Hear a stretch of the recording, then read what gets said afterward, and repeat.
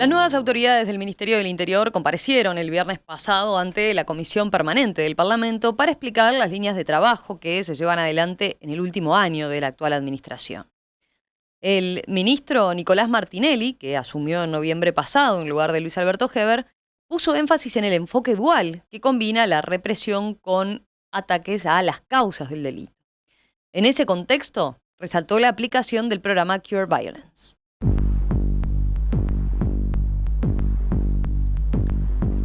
Recordemos, Cure Violence es una iniciativa que se ha puesto en práctica en ciudades de Estados Unidos y de América Central y que busca reducir la violencia entre pandillas, en particular los homicidios, mediante el diálogo entre los involucrados.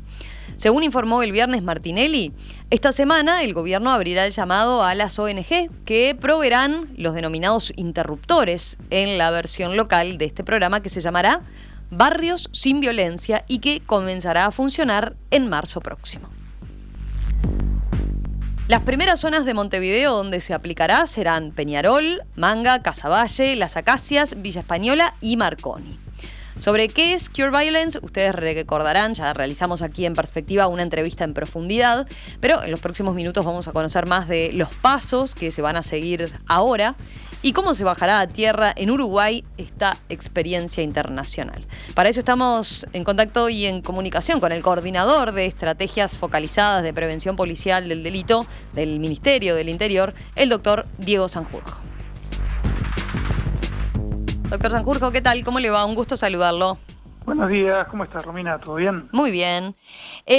Un primer comentario a propósito de Cure Violence y las características en particular de este programa. Yo decía, ya lo hemos abordado acá en Perspectiva, pero recordemos brevemente cómo funciona, cómo opera. Bien, capaz que primero, si me permitís, ¿Sí? me gustaría darle un poco de contexto a la audiencia sobre la situación en la que estamos, tomando en cuenta también las cifras que presentamos el viernes, ¿verdad? Uh-huh. Yo creo que en el Ministerio del Interior ahora mismo tenemos todos una mezcla de sentimientos. Por un lado, una gran satisfacción, porque durante 4 años hemos logrado bajar de manera gradual, pero constante, la gran mayoría de los delitos. Eso es algo que nunca había sucedido en Uruguay desde que tenemos registro.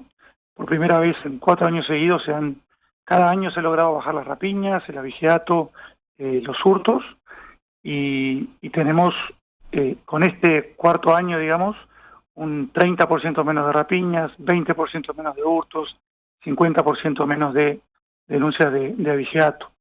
Pero por otro lado también tenemos una gran satisfacción porque pasada la pandemia las cifras de homicidios volvieron a subir y lamentablemente no pudimos bajar prácticamente, más allá de que hay una pequeña reducción, no hemos logrado bajar los números de homicidio, ¿no? Que siguen sensiblemente por debajo de los que estaban en 2019, pero siguen estando altos y no muestran la misma reducción que los demás delitos, y eso por supuesto que nos desafía, nos preocupa, y es en base a esa preocupación que ya hace más o menos 2 años que estamos trabajando en una batería de medidas, ¿no? Y cada una de estas medidas intenta atacar los homicidios de manera diferenciada según el tipo de homicidios al que nos enfrentamos, ¿no? Y en Uruguay el problema más grande, ya desde hace muchas décadas, más de 25 años, que lo que viene en aumento son lo que llamamos informalmente ajustes de cuentas,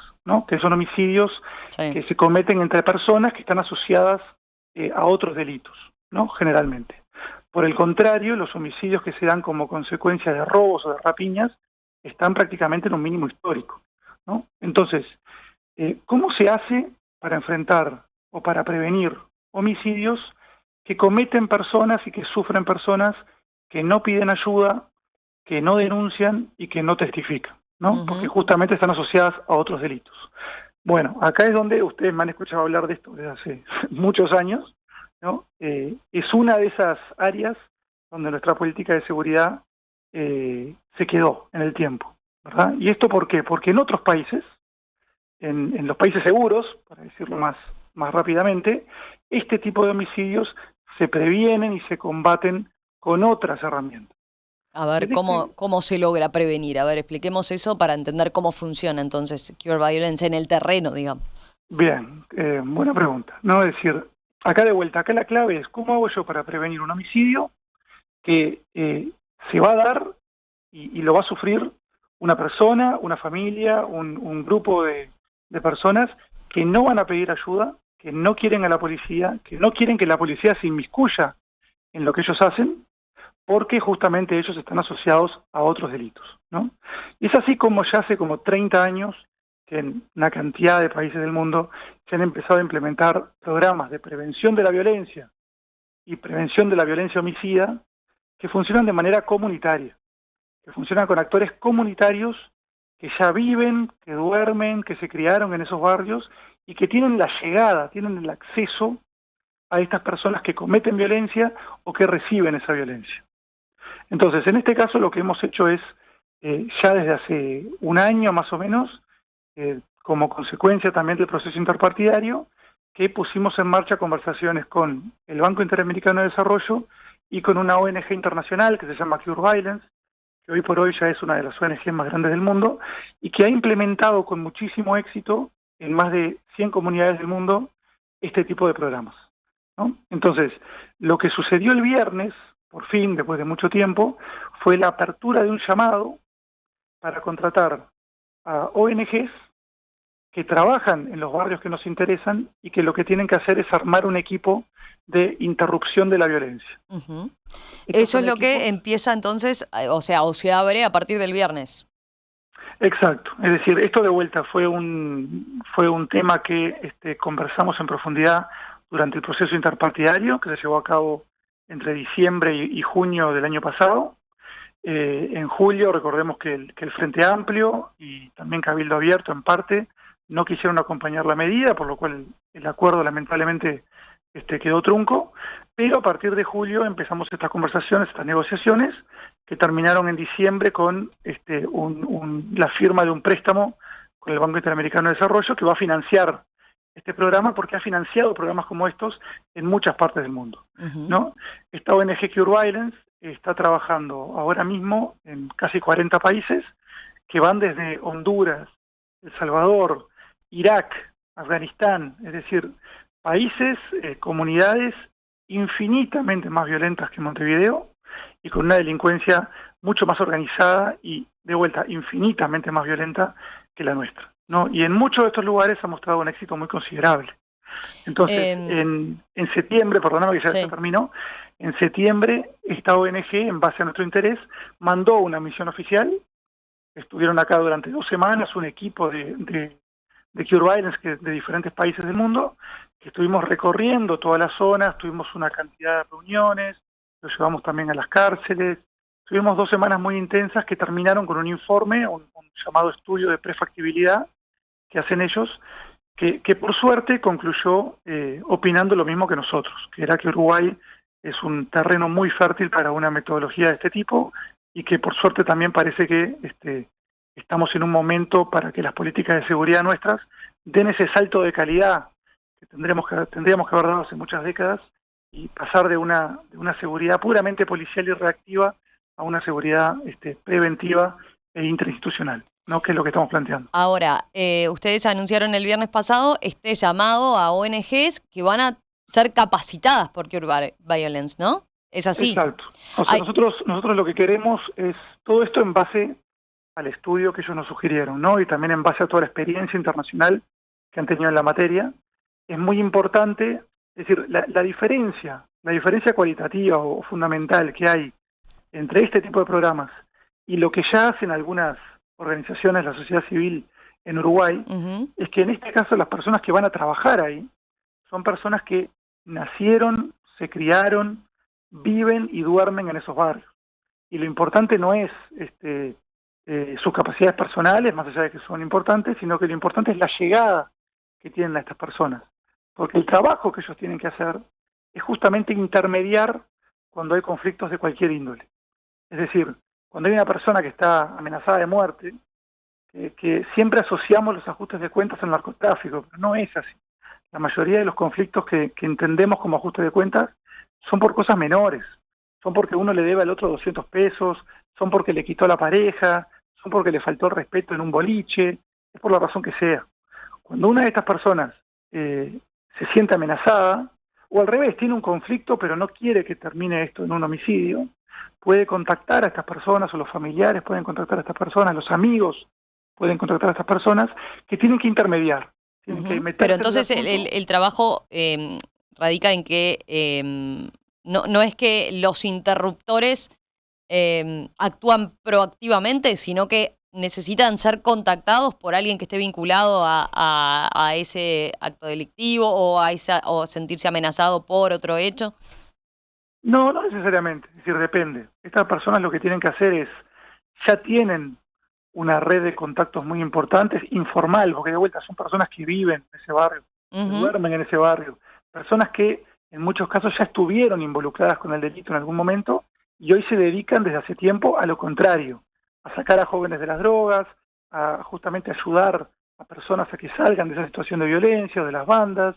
Es decir, estas personas que ya tienen esa red de contactos, bueno, tienen que intentar hacer un seguimiento de todos los conflictos que hay en el barrio y ver de qué manera ellos pueden interceder y lograr apaciguar las aguas, básicamente. ¿Cómo va a ser el contacto entonces entre las ONGs y los interruptores, verdad, que actúen efectivamente y el ministerio después?